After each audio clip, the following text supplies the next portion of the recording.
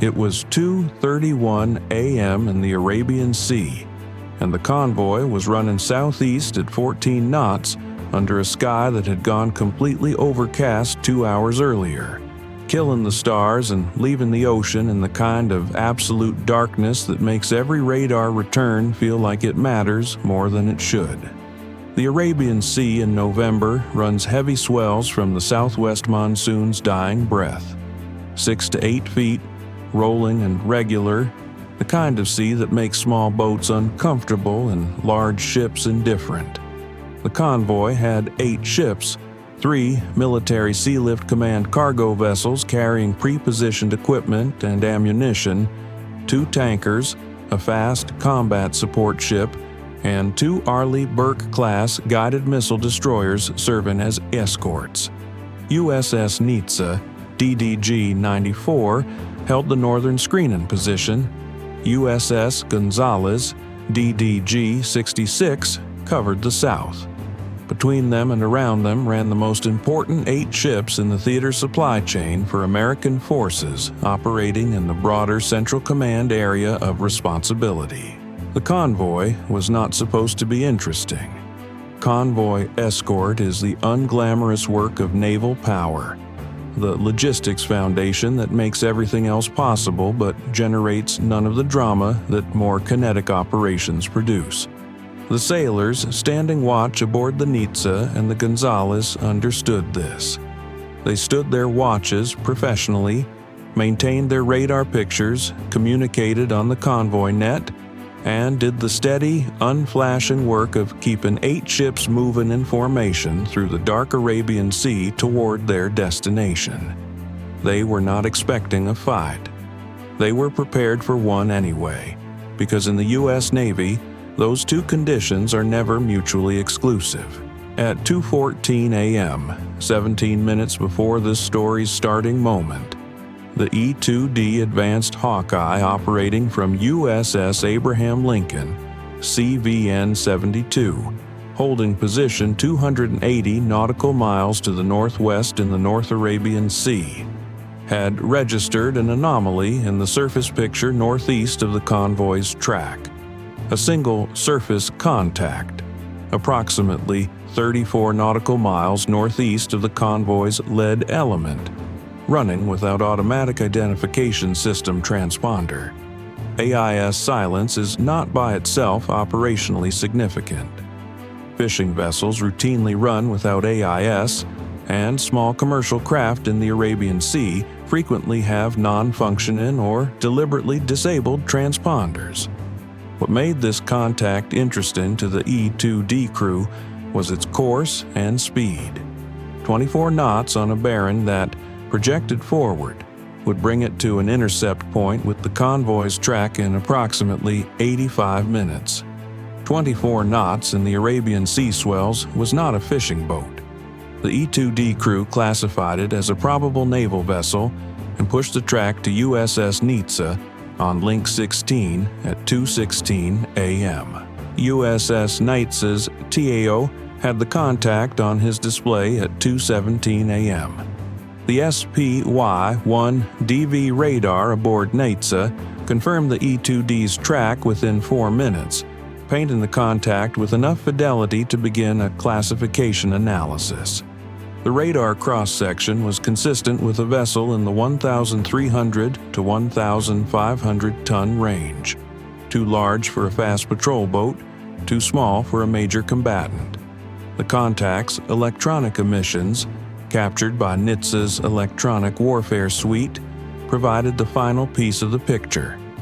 The radar frequency and emission pattern of the IRGC Navy's Maj-class frigate, Iran's domestically produced guided missile frigate, armed with the Noor anti-ship missile, Iran's copy of the Chinese C-802, and a naval gun system capable of engaging surface targets at ranges up to 40 kilometers, the IRIS Sahand.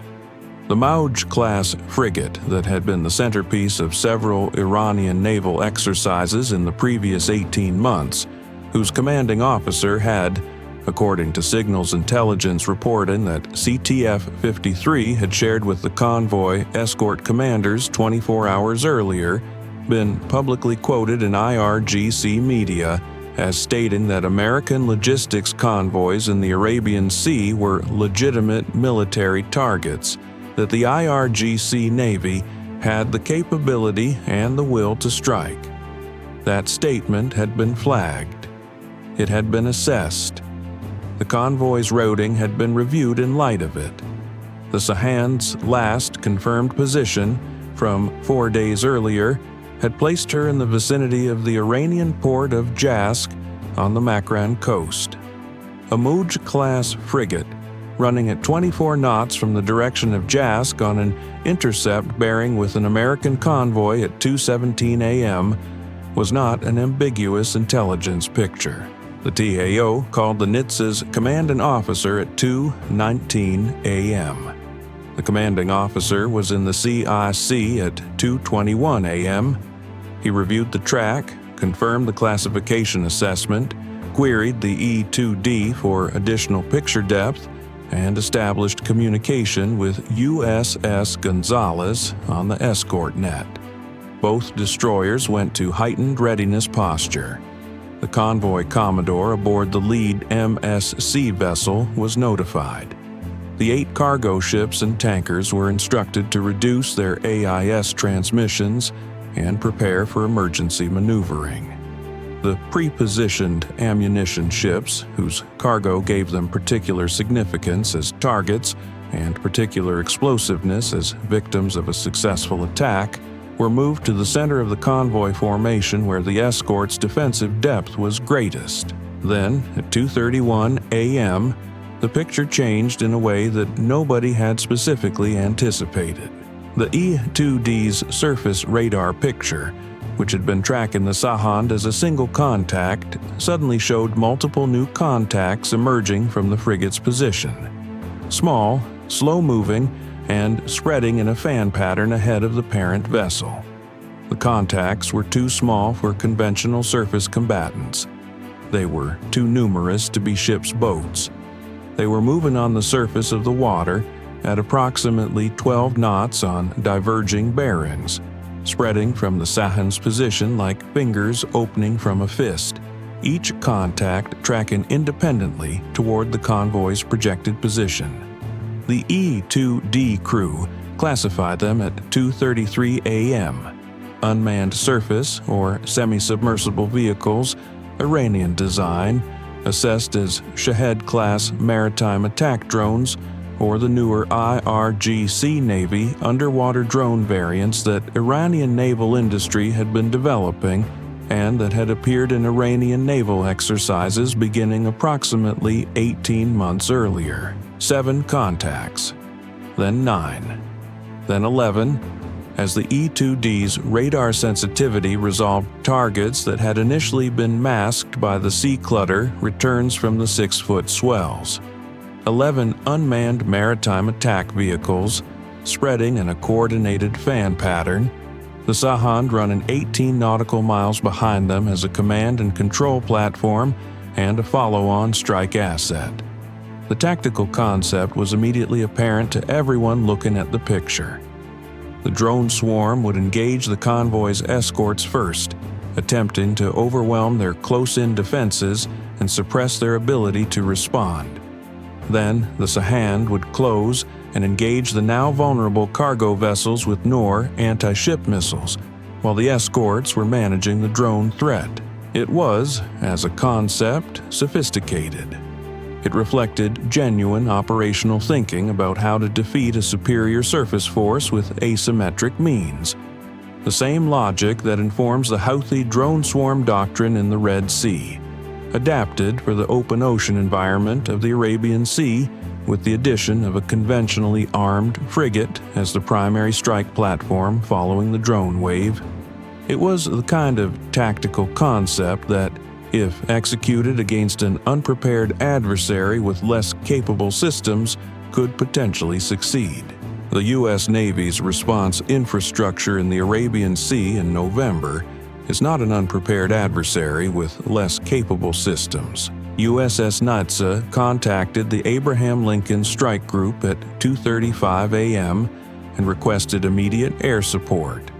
The Lincoln's carrier air wing launched two A-18F Super Hornets from VFA-213, the Black Aces, at 2:39 a.m., already prepared on the flight deck from the heightened readiness posture that the Lincoln Strike Group had maintained since the Sahand contact was first classified.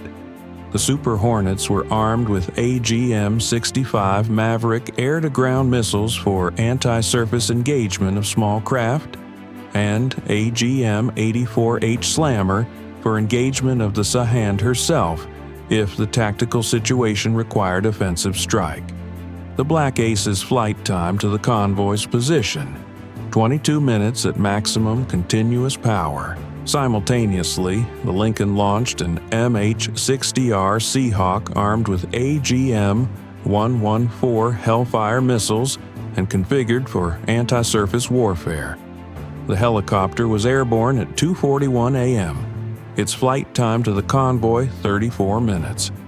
A second MH-60R followed at 2:44 a.m. The drone swarm was 28 nautical miles from the convoy's lead escort at 2:35 a.m., closing at 12 knots. At that closing rate, the lead elements would reach USS Nitze's defensive engagement envelope in approximately 70 minutes. The Black Aces would arrive in 22 minutes. The geometry was American. Let's examine what 11 Iranian maritime attack drones actually look like to the sensor suite of an Arleigh Burke class destroyer. Because the contrast between what the IRGC planners believed they were deploying and what the Nitze actually saw on her display tells the entire story of this engagement before the first weapon was fired. The Iranian Maritime Drone Program, which has received considerable attention in Western defense media since Iranian-supplied maritime attack drones began appearing in Houthi operations in the Red Sea, produces vehicles of varying capability.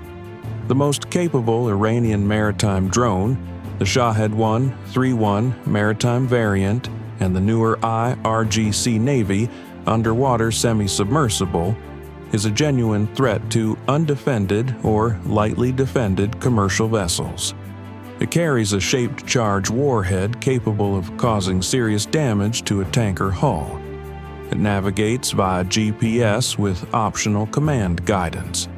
Against a container ship with no radar warning systems and no crew trained for defensive action, an Iranian maritime drone is a lethal weapon.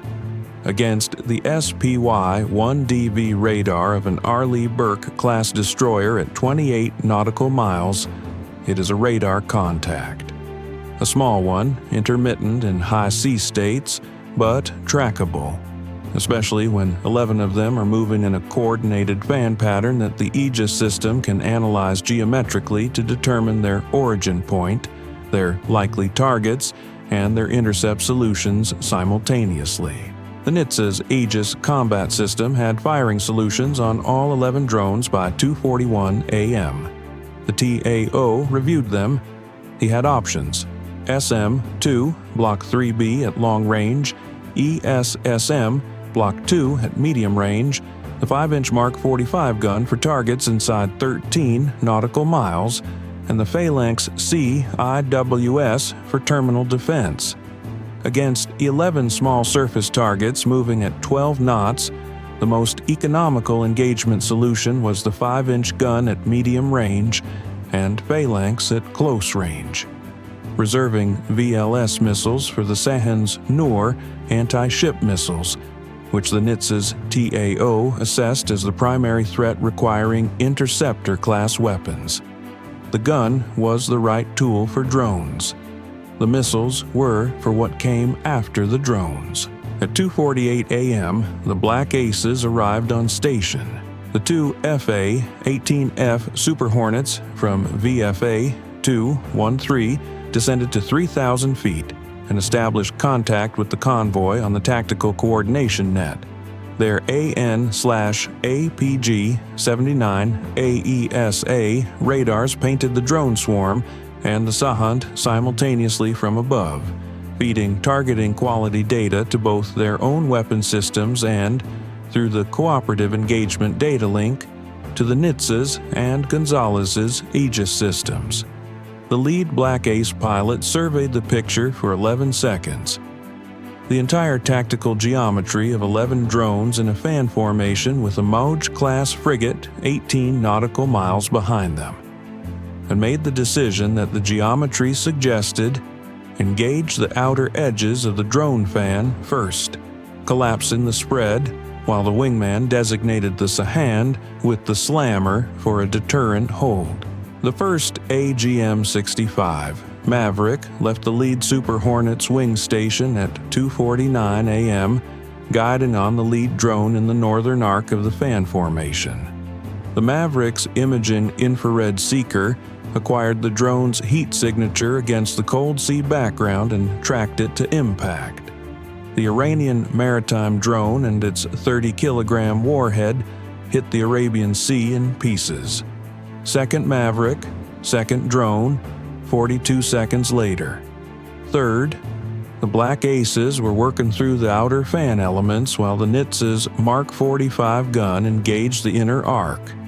The gun mount cycling through its automatic loading system, putting 5-inch rounds into the water ahead of the approaching drone tracks at ranges between 10 and 7 nautical miles, the gun's radar-directed fire control system adjusting for the 6-foot swells and the drone's 12-knot approach speed with the mathematical precision of a system that has been doing this calculation for decades. 4 drones destroyed by Mavericks, 3 by the Mark 45. The remaining 4 drones continued closing on the convoy through the outer engagement layer. Smaller, lower in the water, their radar cross-sections partially masked by the sea clutter from the swells. The Phalanx CIWS aboard USS Nitze and USS Gonzalez engaged them at 1.8 to 2.1 nautical miles. The 20mm Vulcan cannons on both destroyers fired in short, precise bursts. The autonomous CIWS tracking the surface contacts and engaging with the specific efficiency of a system that does not distinguish between an Iranian maritime drone and any other small, fast-moving target in its engagement envelope. All 4 remaining drones were destroyed. None reached the convoy's cargo vessels. The entire drone swarm had been neutralized in 19 minutes from the Black Ace's arrival. 11 drones, 0 hits on any vessel.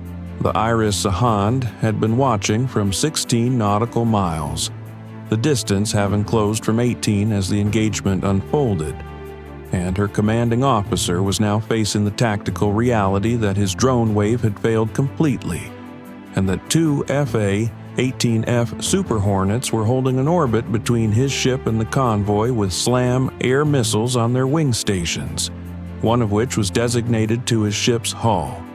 The Sahand's Noor anti-ship missiles, 4 of them in launcher boxes on her aft deck, were a genuine threat at this range. The Noor has a 165-kilogram warhead and active radar terminal guidance and could, if it reached an escort destroyer, cause serious damage.